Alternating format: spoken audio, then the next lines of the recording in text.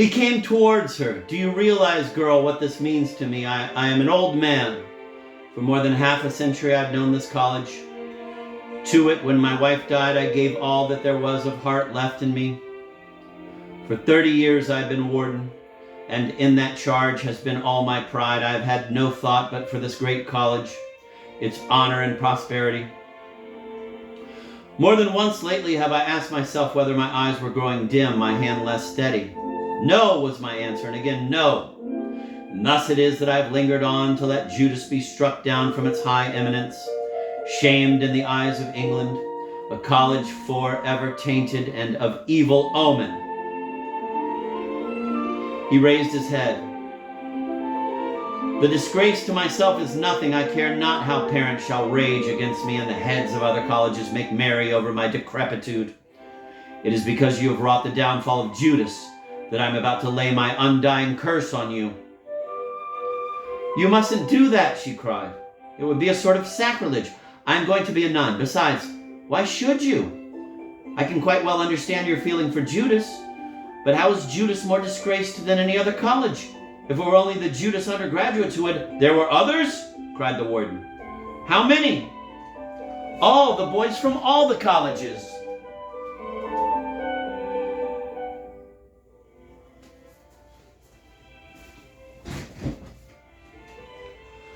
The warden heaved a deep sigh. Of course, he said, this changes the aspect of the whole matter. I wish you had made it clear at once. You gave me a very great shock, he said, sinking into his armchair.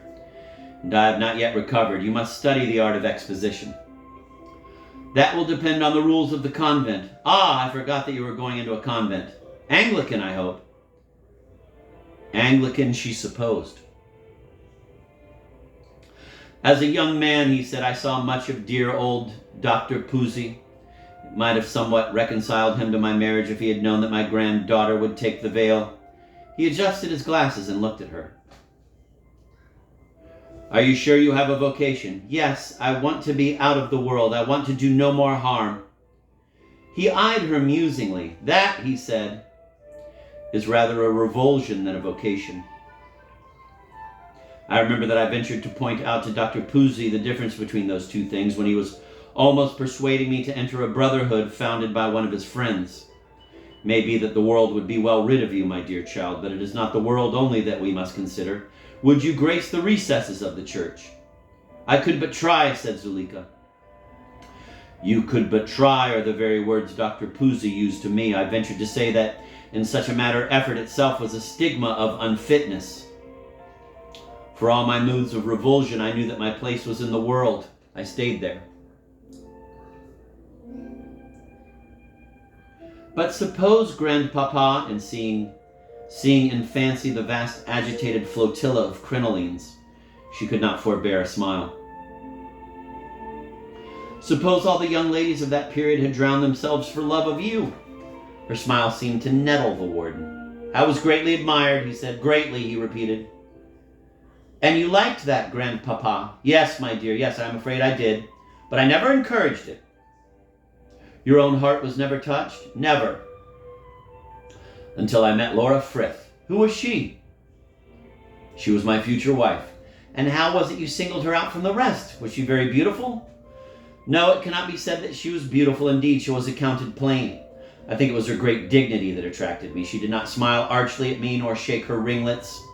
In those days, it was the fashion for young ladies to embroider slippers for such men in holy orders as best pleased to their fancy. I received hundreds, thousands of such slippers. But never a pair from Laura Frith. She did not love you? Asked Zuleika, who had seated herself on the floor at her grandfather's feet. I concluded that she did not. It interested me very greatly. It fired me. Was she incapable of love? No, it was notorious in her circle that she had loved often, but loved in vain. Why did she marry you? I think she was fatigued by my importunities. She was not very strong, but it may be that she married me out of pique. She never told me. I did not inquire. Yet you were happy with her. While she lived, I was ideally happy. The young woman stretched out a hand and laid it on the clasped hands of the old man. He sat gazing into the past. She was silent for a while, and in her eyes Still fixed intently on his face, there were tears. "Grandpapa, dear."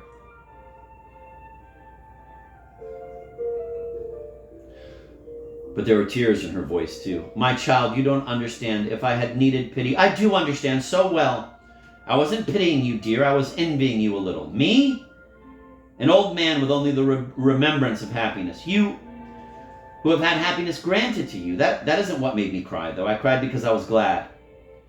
You and I, with all this great span of years between us, and yet so wonderfully alike, I had always thought of myself as a creature utterly apart. Ah, that is how all young people think of themselves. It wears off. Tell me about this wonderful resemblance of ours." He sat attentive while she described her heart to him, but when at the close of her confidence she said, "So you see, it's a case of sheer heredity, Grandpapa." The word "fiddlesticks" would out. "Forgive me, my dear," he said, patting her hand. "I was very much interested, but I do believe young people are even more staggered by themselves than they were in my day. And then all these grand theories they fall back on, heredity, as if there were something to baffle us in the fact of a young woman liking to be admired, and as if it were passing strange of her to reserve her heart for a man she can respect and look up to, and as if a man's indifference to her were not of all things the likeliest to give her a sense of inferiority to him. You and I, my dear, may in some respects be very queer people, but in the matter of the affections we are ordinary enough."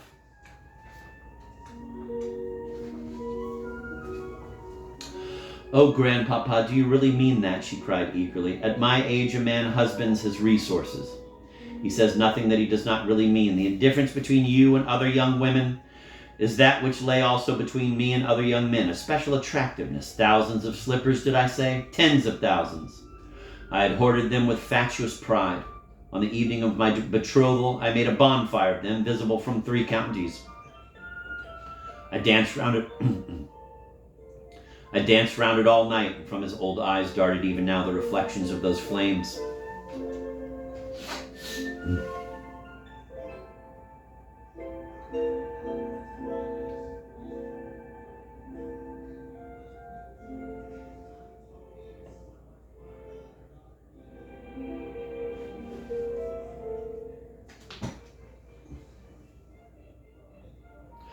"Glorious," whispered Zuleika. "But ah," she said, rising to her feet, "tell me no more of it. Poor me, you see. It isn't a mere special attractiveness that I have. I am irresistible. A daring statement, my child, very hard to prove." "Hasn't it been proved up to the hilt today?" "Today? Ah, and so they did really all drown themselves for you? Dear, dear, the Duke, he too? He set the example." "No, you don't say so. He was a greatly gifted young man, a true ornament to the college, but he always seemed to me rather, what shall I say, inhuman. I remember now that he did seem rather excited when he came to the concert last night and you weren't yet there. You are quite sure you were the cause of his death?" "Quite," said Zuleika, marveling at the lie, or fib rather. He had been going to die for her. But why not have told the truth? Was it possible, she wondered, that her wretched vanity had survived her renunciation of the world? Why had she so resented just now the doubt cast on that irresistibility which had blighted and cranked her whole life? "Well, my dear," said the warden, "I confess that I am amazed, astounded." Again he adjusted his glasses and looked at her.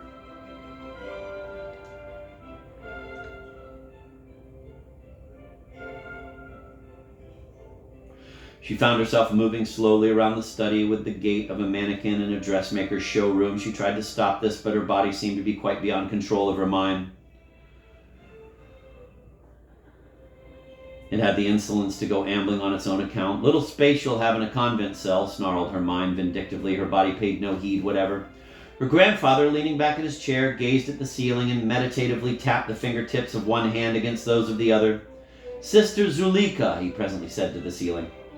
"Well, and what is there so ridiculous in—" But the rest was lost in trill after trill of laughter, and these were then lost in sobs.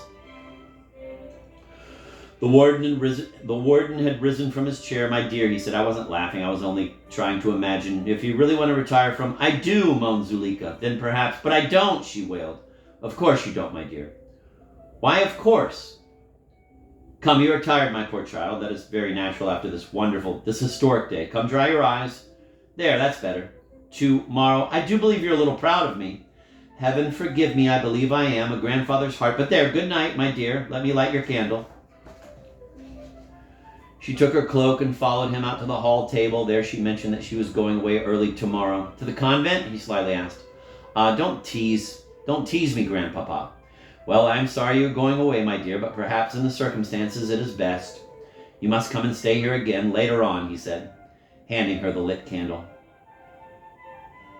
No, in term time, though.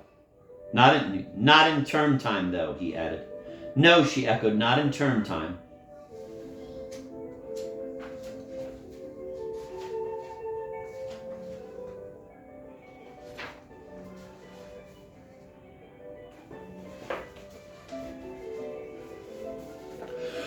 From the shifting gloom of the staircase to the soft radiance cast through the open door of her bedroom was for poor Zuleika an almost heartening transition. She stood a while on the threshold, watching Melisande dart to and fro like a shuttle across a loom. Already the main part of the packing seemed to have been accomplished. The wardrobe was a yawning void. The carpet was here and there visible. Many of the trunks were already brimming and foaming over. Once more on the road, somewhat as when beneath the stars the great tent had been struck and the lions were growling in their vans, and the horses were pawing the stamped grass and whinnying, and the elephants trumpeting. Zuleika's mother may often have felt within her a wan exhilaration, so now did the heart of that mother's child rise and flutter amidst the familiar bustle of being off. Weary she was of the world, and angry she was at not being after all good enough for something better, and yet, well, at least, goodbye to Oxford.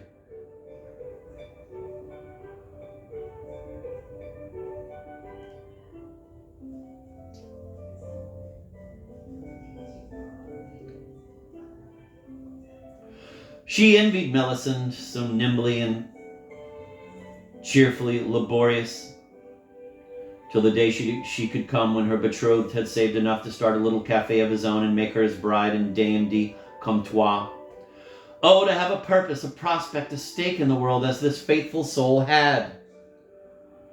Can I help you at all, Melisande? She asked, picking her way across the strewn floor. Melisande, patting down a pile of chiffon, seemed to be amused at such a notion. Mademoiselle has her own art. Do I mix myself in that? She cried, waving one hand towards the great malachite casket. Zuleika looked at the casket and then very gratefully at the maid. Her art, how had she forgotten that? Here was solace, purpose. She would work as she had never worked yet. She knew that she had it in her to do better than she had ever done before. She confessed to herself that she had too often been slack in the matter of practice and rehearsal, trusting her personal magnetism to carry her through. Only last night she had badly fumbled more than once. Her bravura business with the demon egg cup had been simply vile. The audience hadn't noticed it perhaps, but she had. Now she would perfect herself, barely a fortnight now before her engagement at the Follies Burgers. What if... No, she must not think of that. But the thought insisted. What if she essayed for Paris that which again and again she had meant to graft onto her repertory? The provoking thimble. She flushed at the possibility. What if her whole present repertory were but a passing phase in her art, a mere beginning, an earlier manner? She remembered how marvelously last night she had manipulated the earrings and the studs. Then, lo! The light died out of her eyes, and her face grew rigid. That memory had brought other memories in its wake.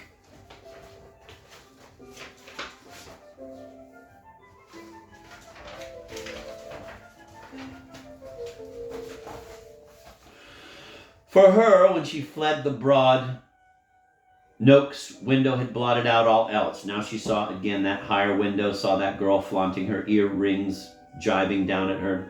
He put them in with his own hands. The words rang again in her ears, making her cheeks tingle. Oh, he had thought it a very clever thing to do, no doubt, a splendid little revenge, something after his own heart. And he kissed me in the open street. Excellent, excellent, she ground her teeth.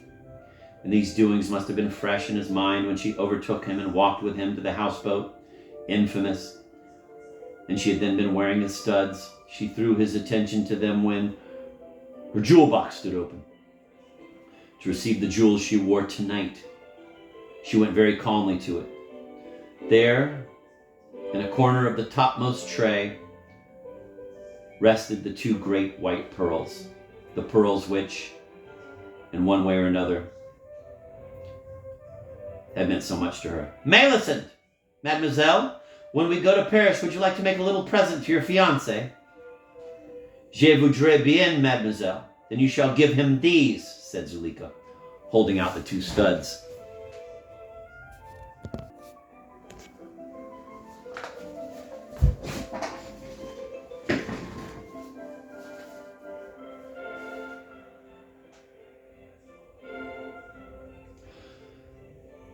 Mais jamais de la vie, chez tout le monde, le direct millionnaire, un garçon de café qui porte a plastron des pearls perels. Merci.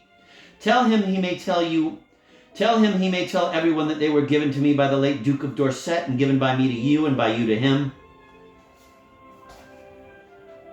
Mais, the protest died on Melisand's lips. Suddenly she had ceased to see the pearls as trinkets finite and inapposite, saw them as things presently transmutable into little marble tables, box, dominoes, absinthe, souk, shiny black portfolios with weekly journals in them, yellow staves with daily journals flapping from them, vermouth sex, vermouth cassis.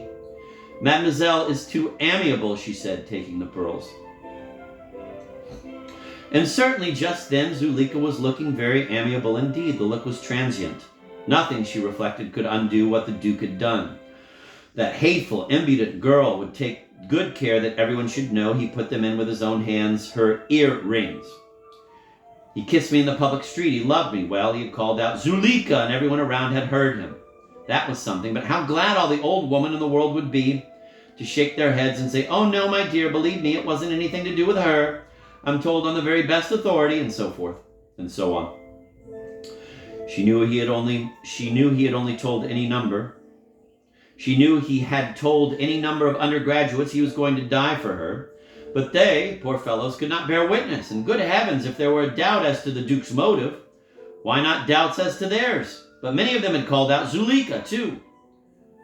And of course, any real impartial person who knew anything at all about the matter at first hand would be sure in his own mind that it was perfectly absurd to pretend that the whole thing wasn't entirely and absolutely for her.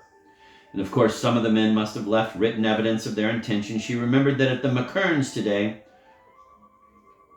there was a Mr. Craddock who had made a will in her favor and wanted to read it aloud to her in the middle of luncheon. Oh, there would be proof positive as to many of the men, but of the others it would be said that they died in trying to rescue their comrades. There would be all sorts of silly, far-fetched theories and downright lies that couldn't be disproved.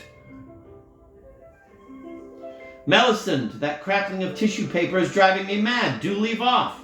Can't you see that I am waiting to be undressed? The maid hastened to her side and with quick, light fingers began to undress her. Mademoiselle va bien dormir. Cassez-vous, she purred. I shan't, said Zuleika. Nevertheless, it was soothing to be undressed, and yet more soothing anon to sit merely night-gowned before the mirror, while slowly and gently, strongly and strand by strand, Melisande brushed her hair.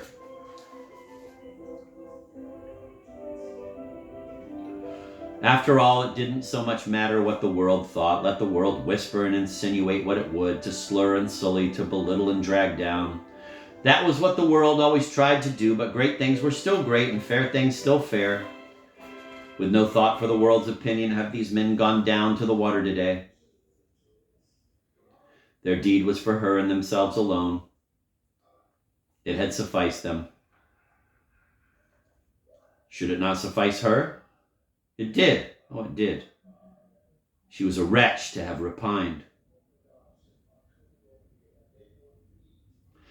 At a gesture from her, Melisande brought to a close the rhythmical ministrations, and using no tissue paper this time, did what was yet to be done among the trunks. We know, you and I, Zuleika whispered to the adorable creature in the mirror, and the adorable creature gave back her nod and smile. They knew, these two. Yet, in their happiness, rose and floated a shadow between them. It was the ghost of that one man they knew had died irrelevantly, with a cold heart. Came also the horrid little ghost of one who had died late and unseemly. And now, thick and fast swept a whole multitude of other ghosts, the ghosts of all them who being dead could not die again, the poor ghosts of them who had done what they could and could do no more.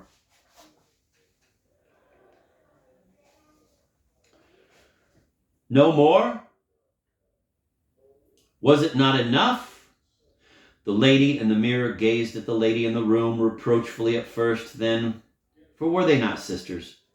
Relentingly, then pityingly, each of the two covered her face with her hands.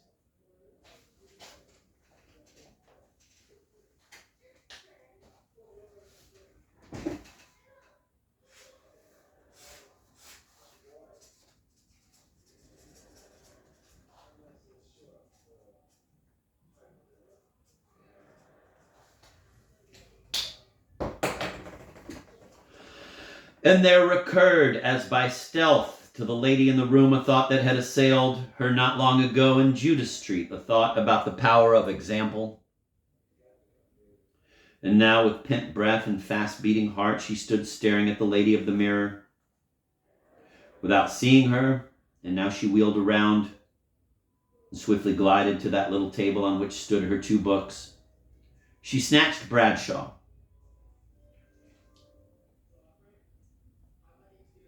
We always intervene between Bradshaw and anyone whom we see consulting him. Mademoiselle will permit me to find that which she seeks? Asked Millicent. Be quiet, said Zuleika. We always repulse at first anyone who intervenes between us and Bradshaw.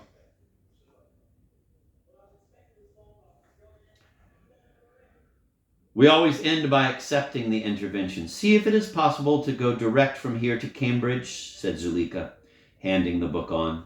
If it isn't, then, well, see how to get there. We never have any confidence in the intervener, nor is the intervener, when it comes to the point, sanguine. With mistrust mounting to exasperation, Zuleika sat watching the faint and frantic researches of her maid. Stop, she said suddenly. I have a much better idea. Go down very early to the station, see the station master. Order me a special train. For 10 o'clock, say. Rising, she stretched her arms above her head, her lips parted in a yawn, met in a smile. With both hands, she pushed back her hair from her shoulders and twisted it into a loose knot. Very lightly, she slipped up into bed, and very soon she was asleep.